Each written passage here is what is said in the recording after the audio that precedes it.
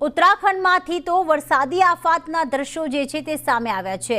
આ આફતના દ્રશ્યોમાં જોવા મળી રહ્યું છે કે ધસમસતો પાણીનો પ્રવાહ છે અને જિંદગીઓ જાણે તણાઈ રહી છે।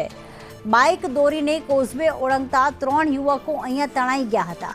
તો ઉત્તરાખંડના દ્રશ્યો છે કે જ્યાં બાઇકને ધક્કો મારીને 3 યુવકો પસાર થઈ રહ્યા હતા, પરંતુ પાણીનું વહેણ એટલું જોરદાર હતું કે બાઇક તો તણાઈ જ રહ્યું હતું, સાથે સાથે 3 યુવકો પણ અહીંયા તણાવા લાગ્યા હતા।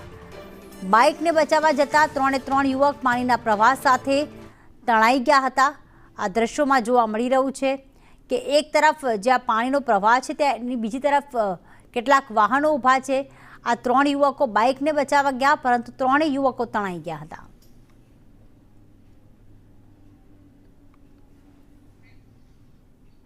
હિમાચલ પ્રદેશના કુલ્લુમાં ભારે વરસાદ પડી રહ્યો છે। ભારે વરસાદના કારણે પૂર જેવી સ્થિતિનું નિર્માણ થયું। ભૂતનાથ વેલી બ્રિજ નજીક પૂર આવ્યું છે। અચાનક પૂરના કારણે આ રસ્તાને ભારે નુકસાન થયું। રસ્તાને નુકસાન થતાં વાહન ચાલકોને હાલાકી પડી રહી છે।